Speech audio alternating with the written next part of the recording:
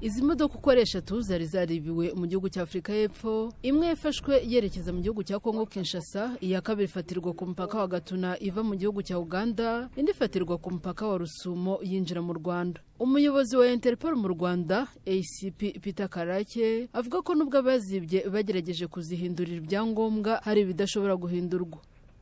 Nukuvuga ngo abajura icyo bakora bashaka ibyangombwa bindi, bagazihindura ibyangombwa bakaza bakazigurisha n'abantu bamwe batazi n'ibyari byo, ariko nimero ya chassis, nimero ya moteri ntago biborohera kuzihindura.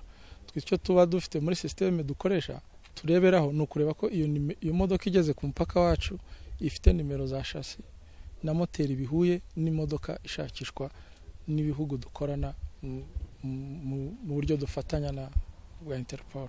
Ni ku bufatanye bwa polisi mpuzamahanga Interpol mu Rwanda no muri Afrika y'Epfo izi modoka zabonetse, aho Captain Kanuradi wari uhagarariye Interpol yo muri Afrika y'Epfo avuga ko kuba zabonetse ari ikimenyetso cy'imikoranire myiza. This is just another example of our law enforcement through Interpol. Uru nurundi rugero rw'iyubahirizwa ry'amategeko binyuze muri Interpol byatanze umusaruro ukomeye. Sinshidikanya ko hazaboneka umusaruro urenze mu minsi iri imbere. Izi modoka zakoze ibirometero hafi 4,000, ariko twerekanye ko binyuze mu mikoranire myiza kuzihisha n'ibyari gushoboka. They won't be able to hide. Banyiriza imodoka bose bo muri Afrika y'Epfo bashimiye cyane Interpol muri rusange, by'umwihariko ishami ry'u Rwanda kuba bashyikirijwe imodoka zabo. It's quite a warm feeling, it's a bittersweet feeling. Ni ibintu bishimishije cyane kuba bayifashe. Ndongera gushima bikomeye imikorere ya Interpol mu Rwanda nagahebuzo. Interpol system fantastic. This is my vehicle. They stole it 5 years ago in August. Iyi ni imodoka yanjye yibwe mu myaka 5 ishize muri Kanama muri Afrika y'Epfo. Ndishimye cyane.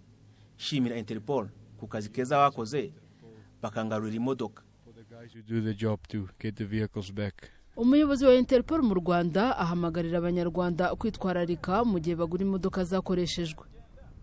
Modoka yakozweho ugomba kwanza ugashoza kuko abajura bafite ubuhanga buhanitse ko kwereka impapuro ukabona ko arizo, ariko ugasanga iyo modoka ifite ikibazo wenda yaribwe. Ku modoka nshyashya zo icyo kibazo ntaho wahurira nacyo, ariko imodoka yaciye mu maboko y'abantu benshi yaba yarakozeho, mwabanza mukabaza mukareba ko iyo modoka igashakishwa atagiye kugurisha ari injurana.